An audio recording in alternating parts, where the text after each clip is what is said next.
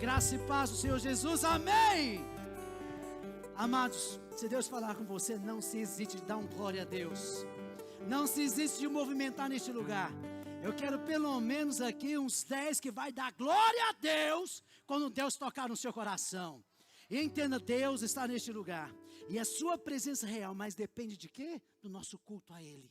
De você abrir o seu coração a Ele. Ele está aqui. É uma coisa que nós devemos saber. Ele está neste lugar. Ele é real. O tema dessa mensagem que eu quero trabalhar com vocês hoje é recomeçar. A nossa vida são feitas de recomeços. É tão interessante que quando nós casamos é um novo recomeço de vida. Por que Deus fala que o casamento então ele quebra o egoísmo? Porque agora não mais eu estou vivendo para mim, eu estou vivendo para o meu cônjuge também. Então é um recomeço. É um recomeço, porque agora não é mais a minha conta, não é mais as minhas decisões, não é mais como eu penso, agora é como nós pensamos, agora a conta é nossa, agora tudo passa a ser nosso, então é um recomeço de vida.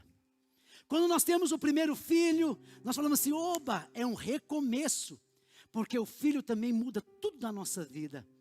E quando ficamos grávidos novamente, falamos, vai começar tudo de novo, ou seja, é um novo recomeço. Mas é tão interessante que esse Deus que nós servimos, também é um Deus de recomeços. E por isso que Ele partilha conosco essa ideia de recomeçar, recomeçar, recomeçar. A cada novo nascimento, quando nós nascemos em Cristo Jesus, é um novo nascimento, ou seja, é um recomeço. Mas nessa noite Ele também quer ministrar no seu coração, mesmo que você já nasceu de novo. E uma vez se perdeu no meio do caminho, é tempo de recomeçar.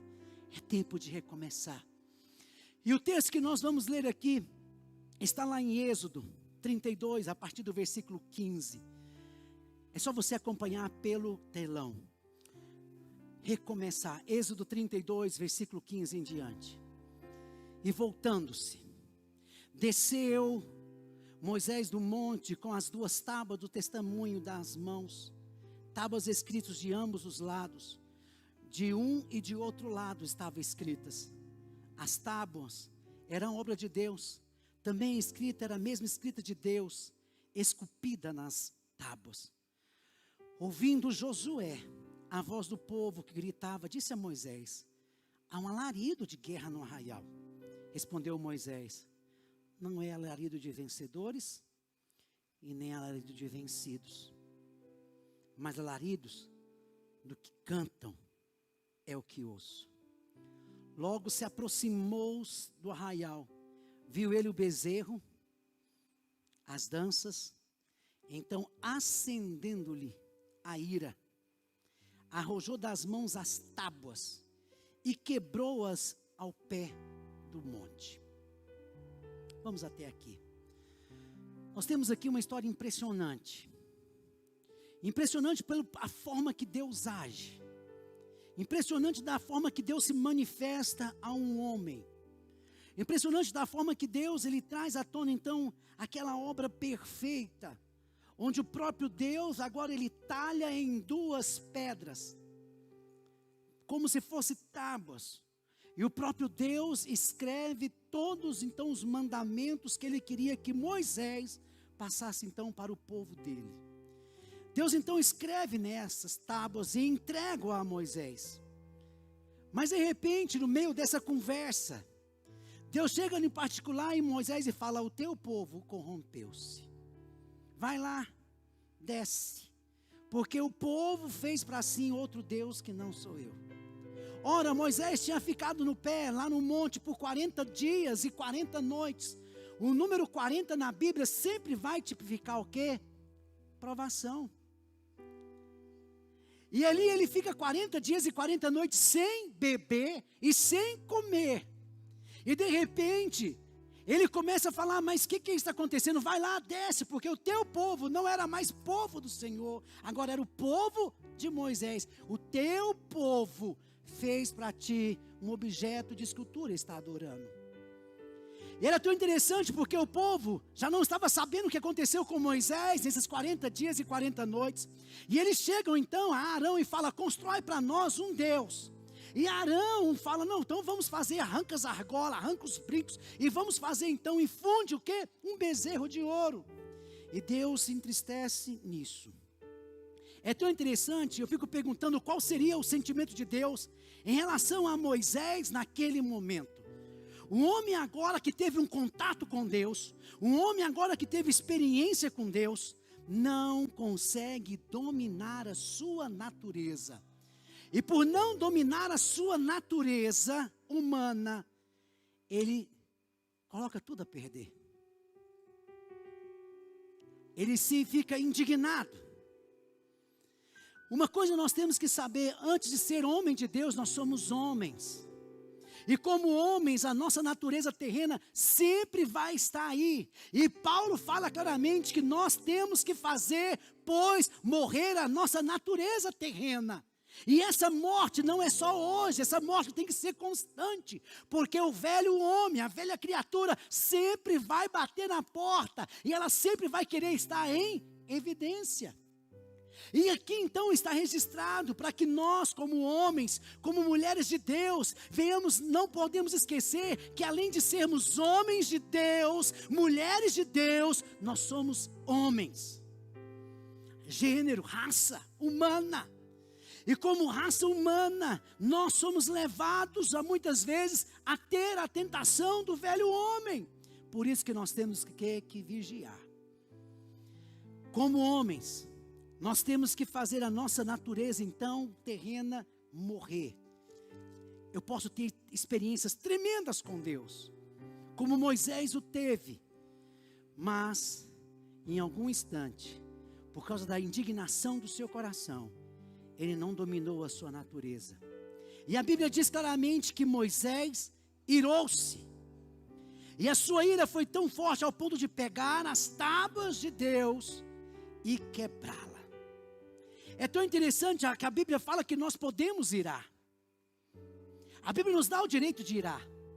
Mas a Bíblia não nos dá o direito de pecar. Então eu posso ter o meu coração encher até mesmo da ira. Mas eu não posso externar a ira. Porque a Bíblia fala que toda vez que eu externo a ira, a Bíblia fala lá claramente em Efésios 4, 26. Eu estou dando lugar a quem? Ao diabo.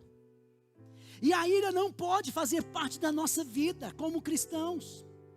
A ira faz parte da velha natureza humana. Ela não pode fazer parte da minha natureza agora, que é celestial.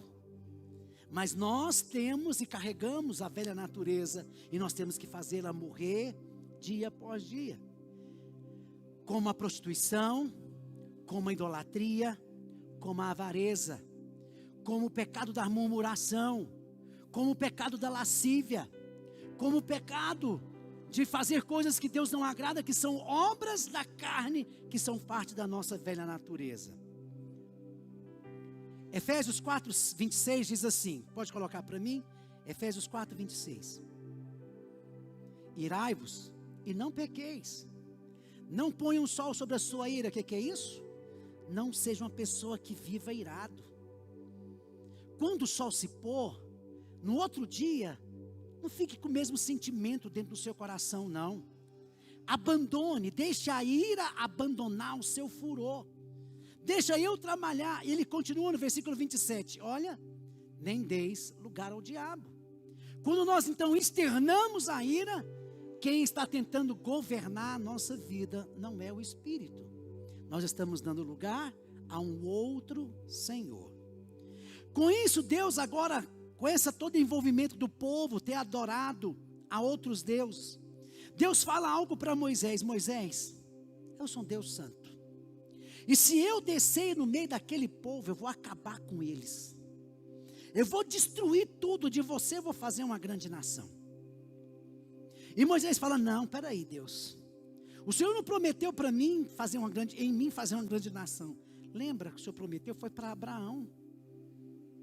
Sabe uma coisa, Deus quer falar conosco. Nós temos que viver segundo as promessas de Deus na nossa vida. Não é que Deus se esqueceu, mas muitas vezes nós nos esquecemos. E aquilo que Deus prometeu para a sua vida, meu amado, Ele vai cumprir.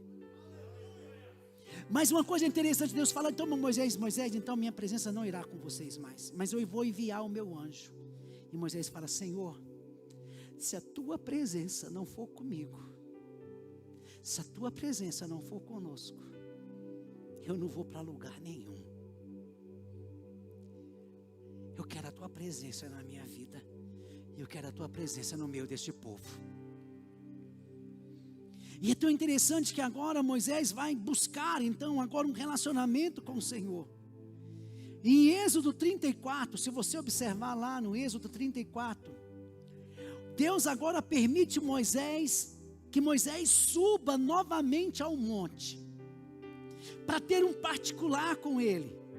E esse novamente seria 40 dias e 40 noites, novamente na glória de Deus. Mas Deus fala para Moisés, olha Moisés, tudo bem, eu te perdoei. Eu vou te dar uma nova oportunidade. Eu vou te dar um recomeço. Porque Deus é Deus de recomeços. Eu quero te perguntar, o que fazermos quando nós erramos? Precisamos entender que a graça de Deus, que é o favor não merecido, nós temos que entender, diante desse recomeço, que nós temos que ter um trilho de Deus que nós devemos seguir. Qual é o trilho de Deus que nós devemos seguir? Ele vai trazer para nós aqui na palavra qual é o trilho que nós devemos seguir. Lá em Gálatas fala algo tremendo, Gálatas 6, versículo 1. Deus, ele não quer condenar, ele não quer apontar, você errou, você pecou, olha lá meu filho, não. Deus, ele quer sempre nos dar recomeços. Diz assim a palavra de Deus, irmãos, se alguém for surpreendido em alguma falta ou em algum erro, vós que sois espirituais, corrigi-o com espírito de brandura. Ou seja, quando o seu irmão for achado em falta, e você vê o seu irmão em falta, você vê que seu irmão vacilou, nós que somos espirituais, devemos corrigi-o com espírito de brandura. Com espírito, ou seja, essa correção cabe a você fazê-la em amor, não fazer de qualquer forma. E ele fala, e guarda-te, para que não sejam também vocês tentados na mesma coisa. Porque nós, como seres humanos, temos a tendência de apontar o erro, e esquecemos também que nós somos gente, e podemos cair no mesmo erro do irmão. Então nós temos que ter esse zelo. E é tão interessante que a Bíblia diz lá em Salmo 37, vamos lá, Salmo 37, versículo 23 e 24, algo tremendo. Olha, o Senhor firma os passos do homem, bom, e seu caminho se compraz, continua, se cair,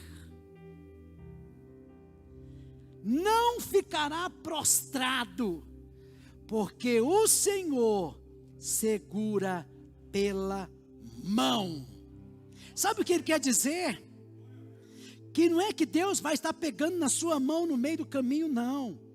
Você muitas vezes vai pensar que está andando sozinho. O Senhor está contigo, o Senhor está te conduzindo, mas ele quer dizer algo para você. Olha, se você cair, eu sou o Senhor que vou te pegar pelas minhas mãos e vou te levantar.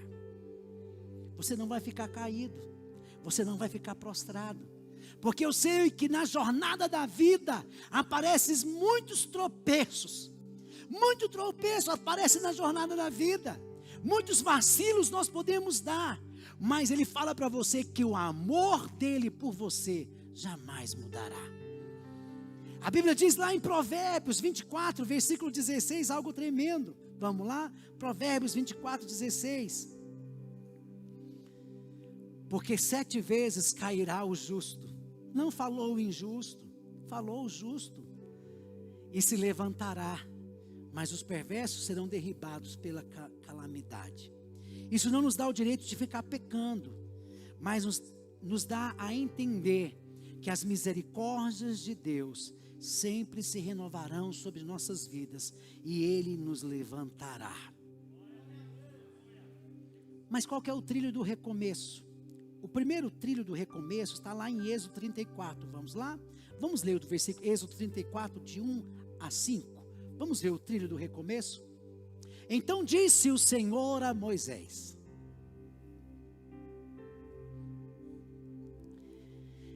lavra 2 tábuas de pedra, como as primeiras, que eu escrevi nelas, as mesmas palavras que estavam nas primeiras tábuas, que quebrastes.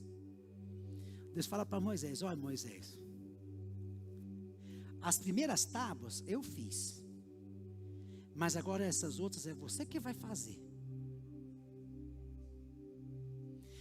Faz igualzinho. Você vai trazer agora para mim as tábuas lavradas, igual eu quero. E eu quero falar uma coisa para você: as primeiras tábuas você quebrou. Ele não fala, não isenta o erro de Moisés. Você que quebrou. Eu não mandei você quebrar. Não é acusação. Vamos continuar? E prepara-te para amanhã, para que subas pela manhã ao monte Sinai, e ali te apresentes a mim no cimo do monte. Presta atenção.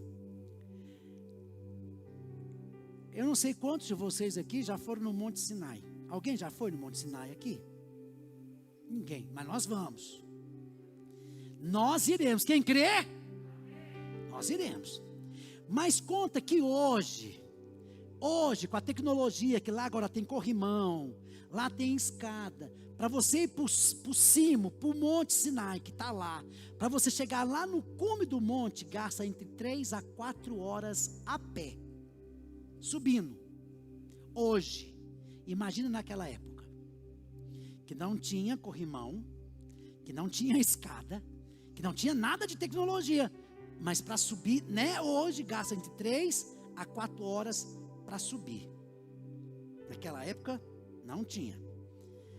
Mas vamos continuar. Aí ele fala: você vai subir ao monte, cimo do monte.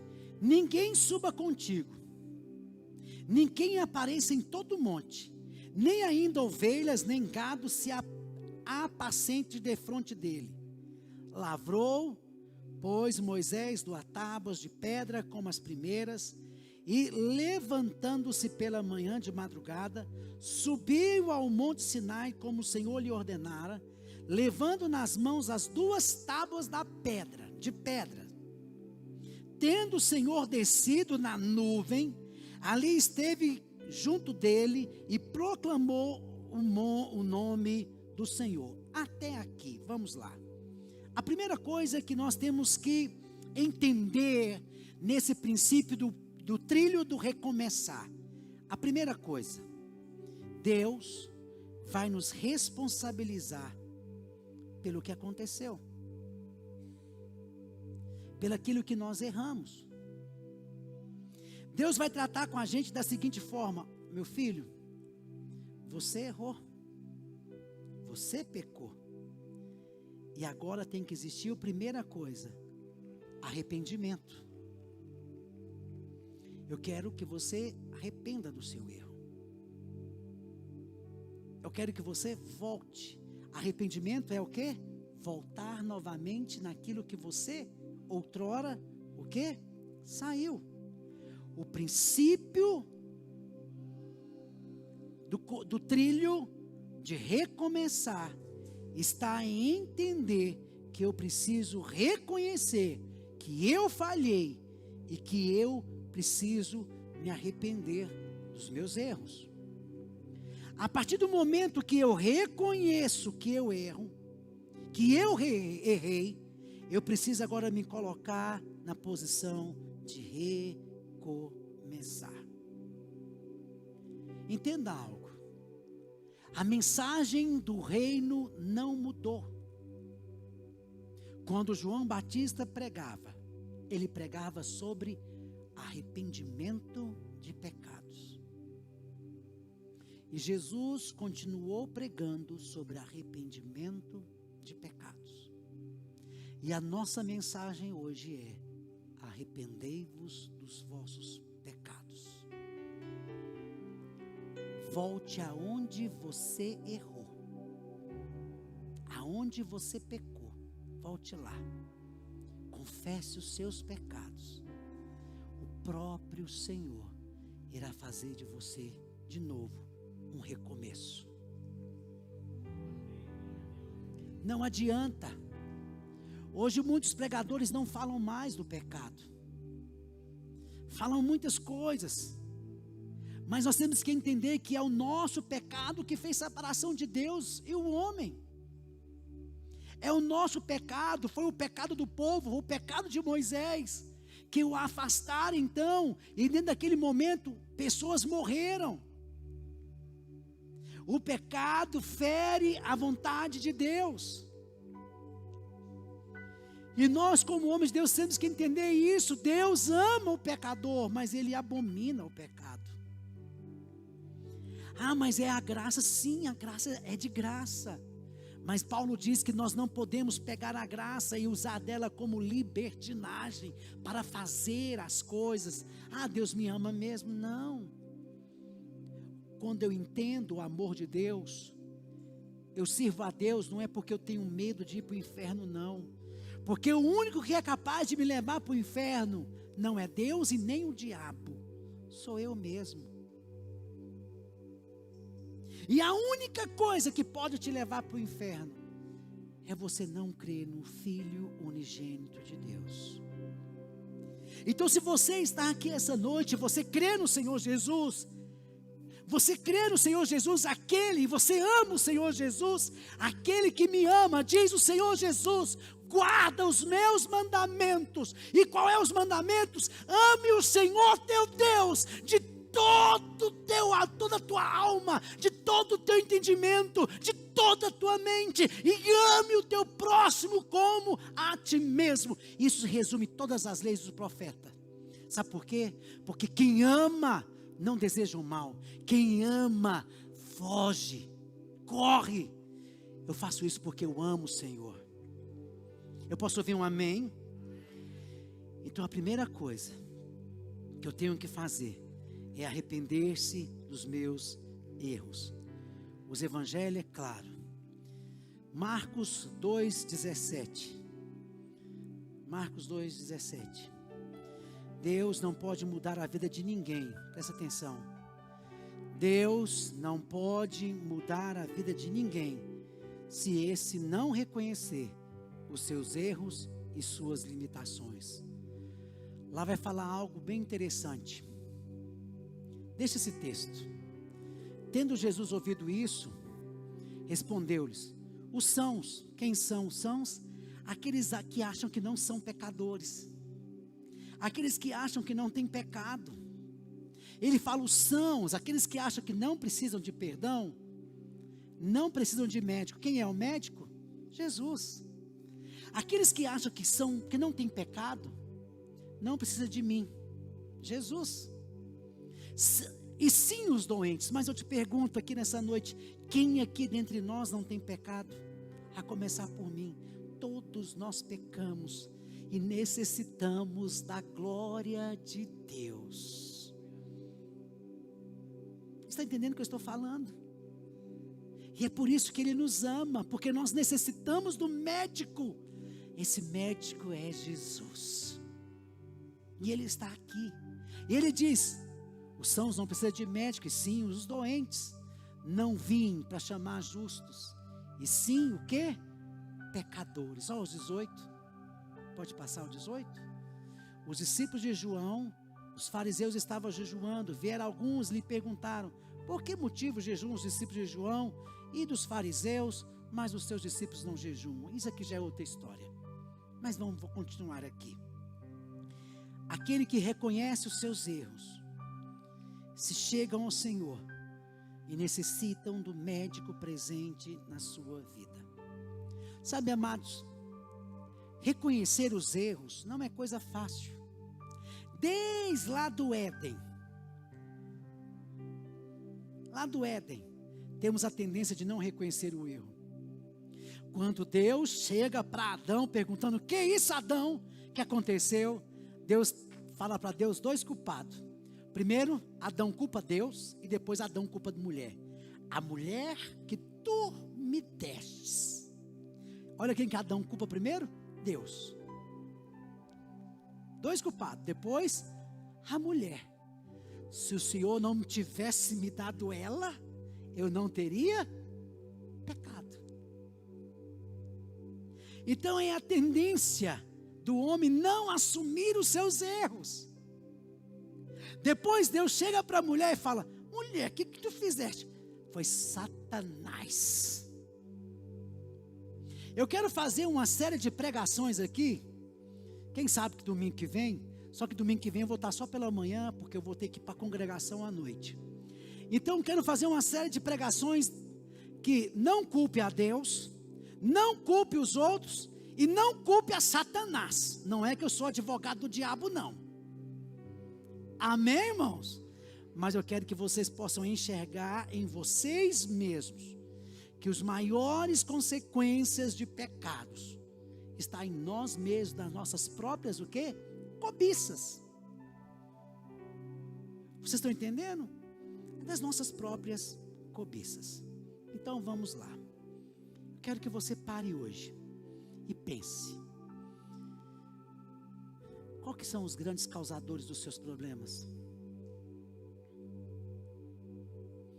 Qual é o maior causador dos seus problemas? Quando você chegar na sua casa, você olhe para frente de um espelho e diga: sou eu mesmo. Aleluia! Nós somos os maiores causadores do nosso problema. Sabe por que o casamento não vai bem? Porque nós somos egoístas. Feriu a minha moral, feriu a minha ética, feriu o meu lado masculino, ou feriu o meu lado feminino. E porque eu não abro mão do que eu tenho que impor do meu eu prefiro atacar, ao invés de quê? De ter o mesmo sentimento que houve em Jesus Cristo. E é esse sentimento que Ele quer que nós tenhamos, se esvaziar de si mesmo, a ponto de negar a si mesmo, se esvaziar. Mas agora nós estamos tão cheios de nós mesmos, que porque feriu o meu eu prefiro ficar de mal. Belém, Belém, nunca mais ficar de bem. Você feriu, você me machucou, porque o eu ainda está em evidência, porque o eu ainda está vivo, porque o meu ainda grita, o meu eu grita dentro de mim. Quem reina dentro de mim ainda é o meu eu. Que ele cresça, que eu diminua. Tenhais vós o mesmo sentimento que teve em Cristo Jesus. Tenhais vós o mesmo sentimento que teve em Cristo Jesus. Tenhai vós o mesmo sentimento, colocando o outro como superior a vocês. Irmãos, nós sabemos tanto de Bíblia. Deus quer nos trazer nesses dias de pandemia, de guerra, de tribulação, que ainda está por vir sobre a terra, a prática quanto a isso. Porque nós somos doutores em teologia, sabemos muita coisa, mas vivemos pouco demais. E sabe o que faz a igreja mostrar quem é a igreja de fato? A tribulação. É ali que eu vou saber, porque a Bíblia diz que nos últimos dias, porventura acharia fé sobre a terra. Se o Senhor não diminuísse o tempo, ninguém, inclusive nós, não aguentaríamos. Porque quando ele fala ninguém, é ninguém mesmo. O quanto nós somos o quê? Frágeis. Mas Deus, conhecendo a nossa estrutura, Ele sabendo que nós somos pó, pela sua graça, pela sua misericórdia, sabe o que Ele fez? Reduziu o tempo. Nós já estamos em março, meu amado, de 2022. Vamos abrir, vamos fechar o olho, vamos chegar em dezembro. E sabe o que vai acontecer? O ano de 2023 vai passar como nunca. Sabe o que vai acontecer? 2025 vai passar como nunca. E quando menos esperar, nós estaremos de volta para casa. Mas nós estamos muito apegados aqui ainda. Nós estamos muito apegados aqui. Nós estamos muito grudados aqui ainda. Nós estamos procurando só os nossos próprios interesses, esquecendo do outro. Então fala com você mesmo hoje, que eu seja um marido melhor, pai. Que eu seja uma esposa melhor. Que eu seja um irmão melhor. Que eu seja alguém que preocupa com vidas, com gente. Porque Deus ama é gente. Deus não ama coisa, amados. Deus ama é gente. Deus se preocupa é com gente. Deus, Ele quer relacionar-se conosco. Mas como nós somos falhos no relacionamento, a Bíblia fala que nos últimos dias os homens seriam egoístas, iriam procurar os seus próprios interesses, e o amor de muitos esfriariam. A pandemia veio para mostrar quem de fato estava no caminho do Senhor, e o Senhor foi lá e buscou aqueles que estavam longe dEle, que é dEle, e trouxe para nós. Mas aqueles que estavam achando que, a Bíblia fala, aqueles que usam de engano não permaneceriam na casa do Senhor. Mas aqueles que são do Senhor, são ovelhas do seu pasto, esse sim o Senhor vai buscar. Se você está aqui hoje porque o Senhor está te buscando, você é povo dEle, você é ovelha dEle, você é propriedade exclusiva de Deus, então não faça parte dos derrotados, você é parte dos mais que vencedores. Você é parte dos mais que vencedores. Ele te escolheu, Ele te chamou antes da fundação do mundo. Você é dEle. Você é dEle. Não deixe de congregar, igual é o costume de muitos. Não deixe. Volte ao Senhor. Então o primeiro passo, eu tenho que arrepender dos meus erros. O segundo passo, para o caminho do recomeço, eu tenho também que aceitar as consequências. E isso é difícil muitas vezes. As pessoas muitas vezes não querem aceitar as consequências. E Deus fala para Moisés agora sobre as consequências. Moisés, você vai ter que subir no monte novamente. Você vai ter que ficar lá mais 40 dias e 40 noites, sem comer e sem beber. Uma coisa, meu irmão, é descer com as tábuas da lei na mão. Imagina, as tábuas seria leve, era de pedra. Outra coisa é subir com as tábuas da lei na mão. Você está compreendendo? A consequência dos nossos erros, eles vão estar aí. Eles vão estar aí. E nós temos que aprender a o quê? A aceitar as consequências. Isso não é castigo. Isso é para que você possa lembrar que Deus, Ele perdoa, mas a consequência fica. Agora ele tem que subir com as tábuas, e ele tem que ouvir tudo de novo. Ele tem que aprender a lidar com as consequências. Ele tem que aprender agora, porque ele foi o quê? Reprovado. Eu ficava indignado. Você já viu a pessoa na minha época, antigamente, hoje não é mais assim, mas se você reprovava em matemática, você reprovava em tudo. Você tinha que voltar.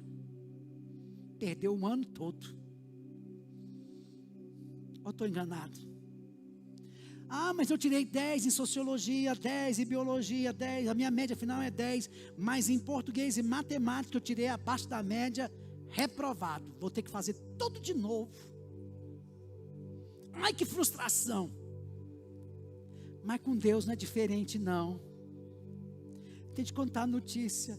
Ninguém pula a cartilha de Deus. Reprovou, Ele vai falar para você: errou, filhinho, errou, filhinha. Vamos de novo. Vamos recomeçar. Eu não abro mão de você, mas nós vamos ter que começar de novo. O terceiro passo para o recomeço é praticar restituição. Deus diz para Moisés: Moisés, você agora vai fazer as 2 tábuas, você vai ter que restituir. Faz as 2 tábuas de pedras no lugar das que você quebrou, você vai ter que restituir. Quando Jesus chega na casa de Zaqueu, que era um cobrador de impostos, o cobrador de impostos naquela época trabalhava para Roma. Eu já vi pessoas falando discursos que Zaqueu não era pecador. Não, Zaqueu era pecador sim. Ele trabalhava a favor de Roma e era contra os judeus. Então não vamos florear a vida de Zaqueu não. Na realidade ele era um pecador. Senão Jesus não tinha falado para ele algo, né? É tão interessante que agora Jesus vai para a casa de Zaqueu e o povo fica então indignado porque ele era um pecador. E Zaqueu vai falando: olha, Senhor, eu darei metade de tudo que eu tenho. Olha, ele tinha muito. Então como que ele teve isso? Extorquindo mesmo, irmão. E extorquindo de quem? Dos judeus. Eu vou pegar tudo que eu tenho, a metade do que eu tenho, eu vou dar para os pobres. Aí ele usa assim de uma meia assim: mas eu vou te fazer outra coisa, Senhor. Se eu tenho fraudado alguém, eu vou restituir 4 vezes mais. Quando Zaqueu entra nesse assunto, o que Jesus fala para ele? Hoje, depois da restituição, hoje chegou a salvação nesta casa. Hoje chegou a restauração, a salvação. O que devemos deixar claro para nós, presta atenção, que eu tenho que entender que a salvação não vem pelas minhas obras, a salvação não vem por aquilo que eu faço, não é por aquilo que eu mereço. Efésios 2, vamos deixar bem claro isso. Efésios 2, 8 e 9, olha o que diz: porque pela graça sois salvos mediante a fé, e isso não vem de vós, é dom de Deus. Continua: não de obras, para que ninguém se glorie. Continue: pois somos feitura deles, criados em Cristo Jesus. Presta atenção, para o que, meu irmão? Espera aí. Então a salvação, ela é de graça. Eu recebo a salvação pela fé, mas o que evidencia que eu sou salvo são as minhas obras. Não tem como dizer para o outro: eu tenho Jesus, e eu não tenho os frutos de Jesus. Não tem como falar: eu tenho fé. O outro não verá a tua fé, mas o outro verá as tuas obras. Deus vê a sua fé, mas o que testifica que você tem fé é a sua obra. O mundo não vê a sua fé, o mundo vê as suas obras. Uma coisa é falar, outra coisa é viver. Outra coisa é viver, outra coisa é ser. Eu posso dizer que vivo, mas na hora da adversidade eu não reajo com aquilo que eu digo que vivo. Se Cristo vive em mim, não mais eu vivo, mas de fato Ele vive em mim. Somos chamados para as boas obras, os quais de antemão Deus preparou que andássemos nelas. Então é fácil dizer eu te amo, irmão. E quando o irmão pecar, você, ao invés de estender a mão, você encolher. É fácil dizer eu te amo. Presta atenção. Amor. Tem muitos confundindo amor com sentimento. Sentimento é gostar. Amar é opção. Eu amo a minha esposa. Eu optei em estar com ela, haja o que houver.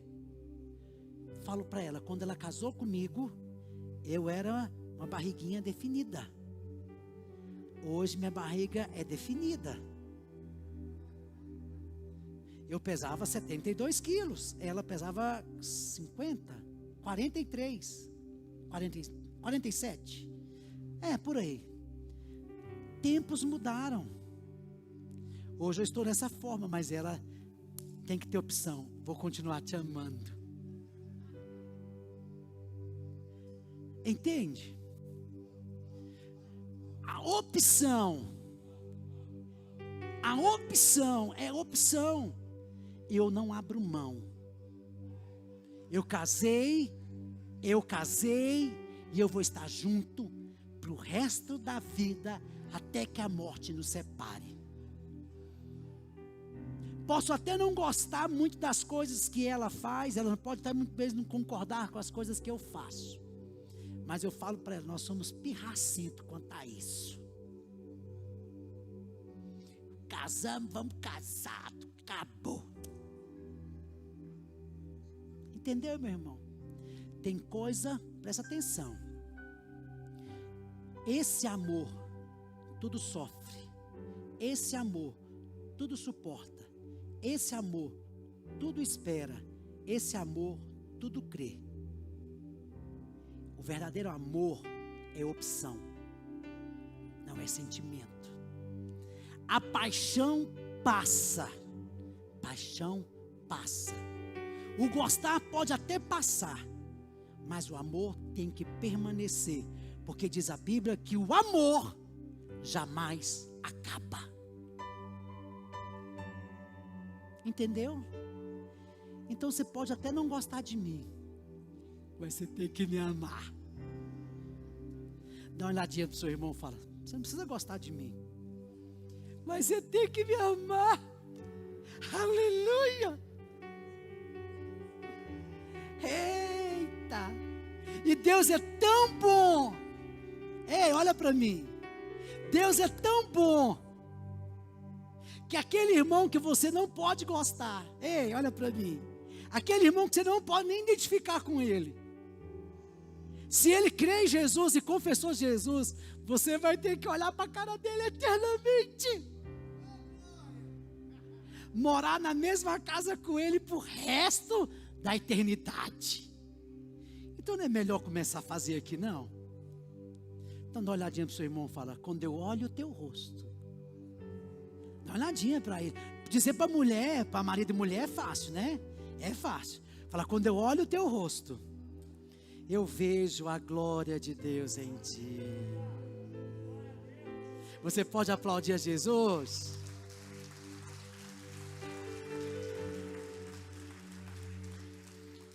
Então a salvação que eu tenho em Jesus, ela tem que se manifestar em obras. Amém? E o quarto passo do caminho da restituição. Ei, olha para cá. O quarto passo. Você vai ter que voltar a fazer aquilo que você deixou de fazer. Moisés tinha que pegar as tábuas da lei e falar da lei para o povo. E Moisés quebra. Agora Deus fala para Moisés, Moisés, estou te falando tudo isso aqui, mas eu quero te falar mais uma coisinha. Não sou eu que vou escrever na tábua da lei, é você. Eu vou falar e você vai escrever. Irmão, Moisés subiu com a mão ocupada, com as duas tábuas. Quando chega lá em cima, Deus fala, você está pensando que eu que vou escrever isso aí? Se vira, negão, escreve. Não mandei você quebrar. Escreve. Está entendendo o que está falando? Eu não mandei, agora é você que vai escrever. Eu vou falar, escreve. E Moisés fala assim: mas agora, Senhor. E ali Deus manda Moisés escrever, vai lá, Êxodo 34, vai lá. Êxodo 34, versículo 27. Êxodo 34, 27. Disse mais o Senhor a Moisés: escreve, Moisés, estas palavras, porque segundo o teor dessas palavras, fiz aliança contigo e com Israel. Está pensando que eu que ia talhar agora? Não, você. Como ele fez isso, irmãos? Vou fazer uma pergunta para você, olha para mim. Olha aqui. Moisés ficou 40 dias e 40 noites lá em cima, não foi? Mas agora ele fica novamente 40 dias e 40 noites. E quando ele desce, ele vai cumprir o propósito de Deus. Olha aqui, ei. Ele vai cumprir o propósito de Deus.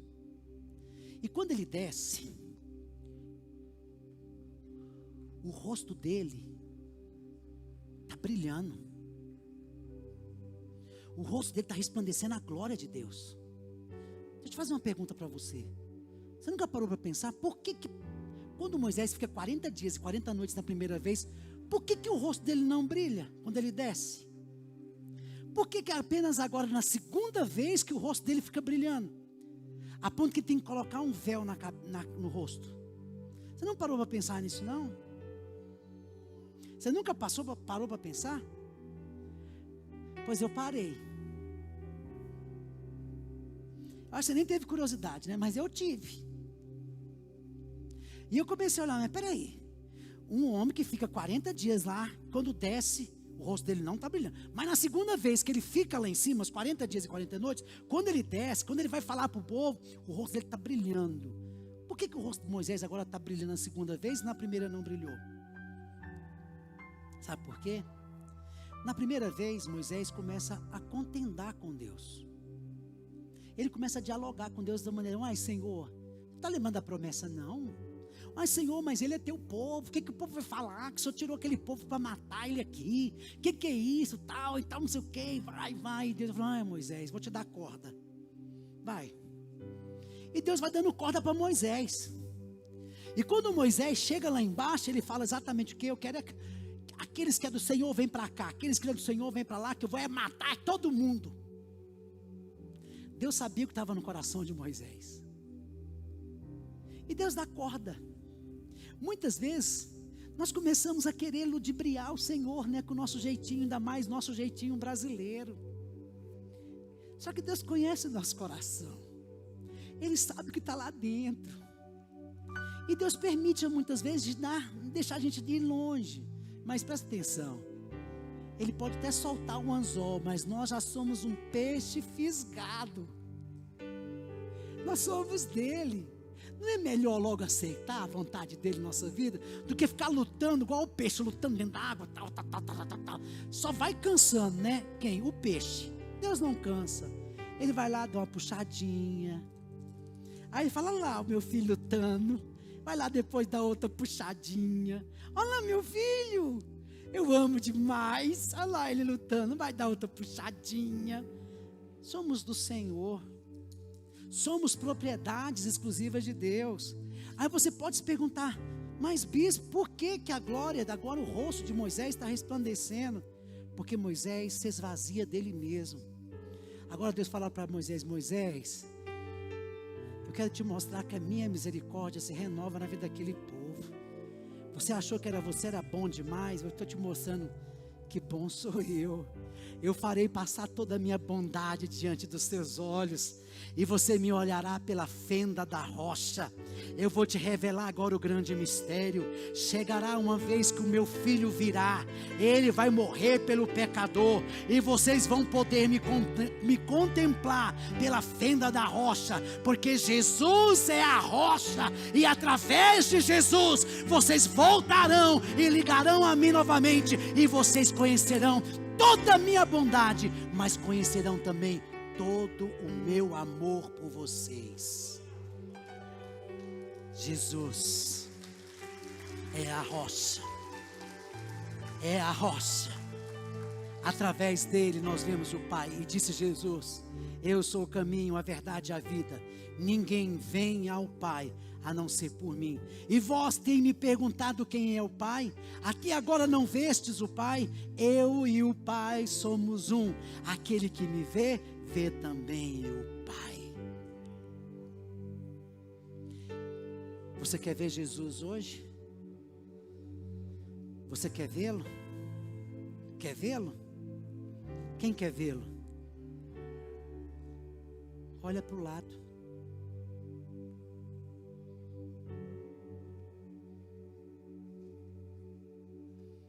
Viu?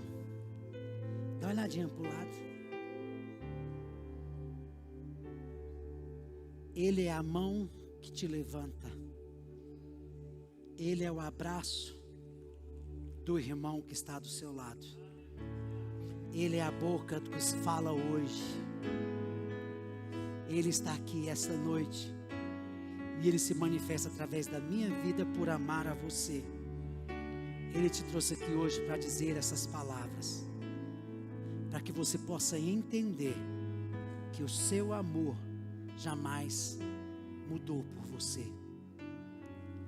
4 projetos da restituição, do recomeçar, é cumprir o propósito, o qual Deus te chamou. Ele te chamou para um propósito. Ele te chamou para uma missão. Ele te chamou. Você é dele. Volte para Ele. Cumpra o seu propósito. Nunca é tarde para recomeçar. Recomece hoje em Deus. A sua misericórdia dura para sempre. Deus é bom. Ele está neste lugar. Ele te convida para ficar em pé.